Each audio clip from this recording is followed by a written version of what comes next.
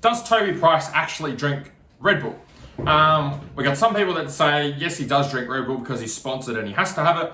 We got other people that say, no, he actually doesn't drink Red Bull. He's got the cans and got the bottles and it's all filled up with water or Powerade or something else outside of Red Bull. And some say that it's a little bit of both. Sometimes he drinks the real stuff and sometimes he has water, depending on what he feels like or what's part of his nutritional performance plan.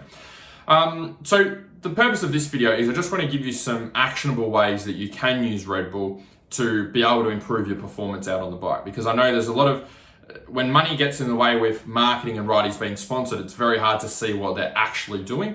And that's the same with any other supplement. So hopefully I want to give you some actionable stuff that you can take on board to be able to implement in your own riding and improve your performance without getting sucked into all the hype of what the pros are doing, even if they're not actually doing what we think they're doing. For those of you that are new to the channel, my name is Andrew Hammer. I struggled with riding and racing fitness for about 14 seasons of racing.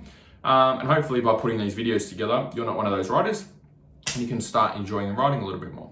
So I've got 3 thoughts on drinking Red Bull. So I guess the main thing, if we just go by the normal Red Bull can, is the main thing that we're getting from that is the caffeine, okay? And caffeine is one of the best stimulants that we have, or one of the best legal stimulants that we have that you can use for riding and racing.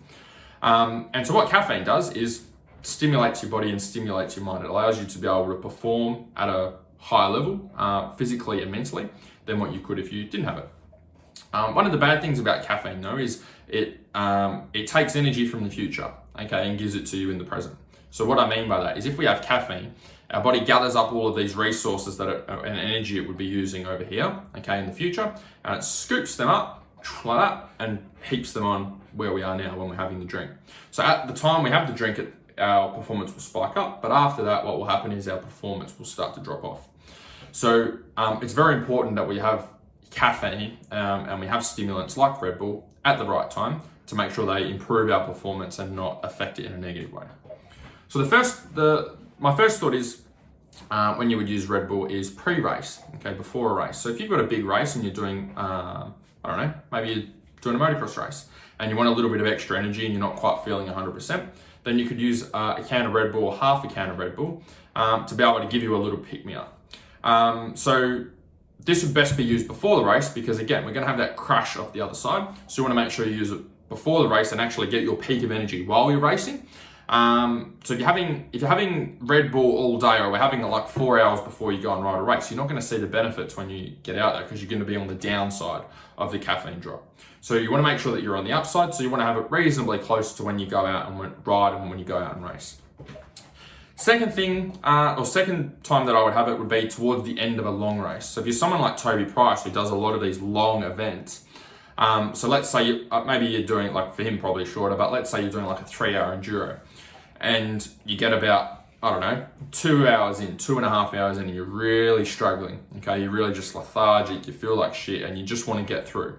Then that would be the time that you could have some caffeine, okay? If you have caffeine at that point, it's gonna help to give you a little bit more energy to be able to get you through. But in that case, we're not really worried about how you feel after the 3 hours. You're not doing more 3-hour enduros or you haven't got more hours after that. We're just focusing on maximizing that last half hour, an hour. So that'd be another time I would use it. The time I wouldn't use it would be directly after a race. Now, this is where you see every single Red Bull sponsored rider must be part of their contract where they have to have a can of Red Bull and they have to have a drink of it anytime they get on the podium. So you'll notice they always, most of the time they flip the can around so the logo's facing forwards. You'll see them physically actually having a drink, okay, while they're out on the podium and they'll have the can with them. Now, obviously you can't see what's in the can, so you don't know what's in it. Funnily enough though, when you see a lot of them picking up the cans, they're not fresh cans that are being opened. They've already been opened when they get them.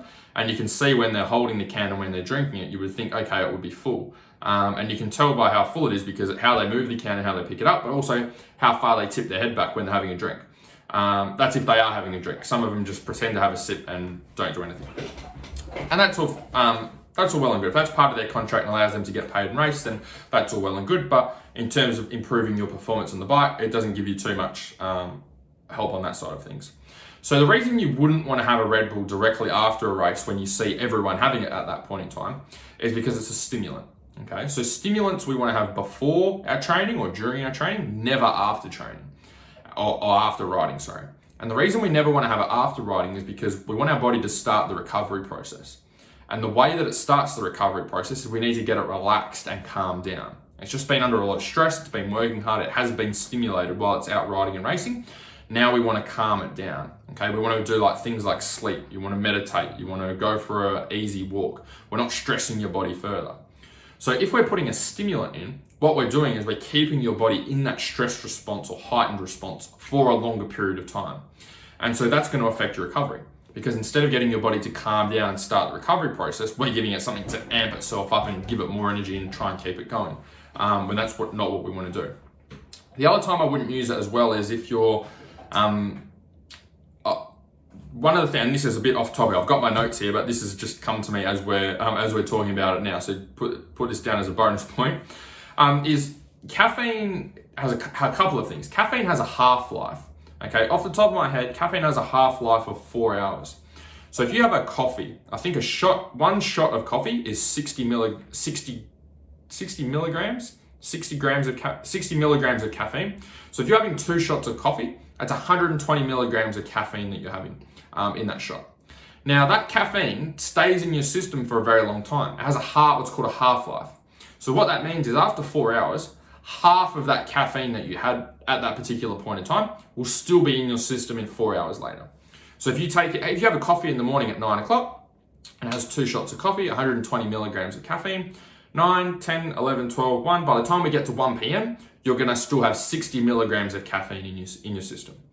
If we take then another 4 hours off that, okay, we go 1, 2, 3, 4, 5 o'clock, then by the time we get to 5 p.m., then you're still gonna have 30 milligrams of caffeine in your system. So if you're someone who has a lot of caffeine or has a lot of energy drinks during the day, what you're gonna find is even if you don't have an energy drink for a period of time, there's still gonna be a lot of caffeine in your system. And if there's still a lot of caffeine in your system, it's a stimulant. So when you go to sleep, you might, number one, have troubles falling asleep, but number two, if you do fall asleep, it doesn't mean you're getting the deep quality sleep that you need to be able to recharge and be ready to go for the next day. You're gonna have a lot shallower sleep. So what this means is you wake up the next day and you might have slept for 8 hours, but you don't feel like you've slept for 8 hours. You feel like you could still keep sleeping. And that's because you've had a lot of light sleep and not much deep sleep, which can be affected by caffeine.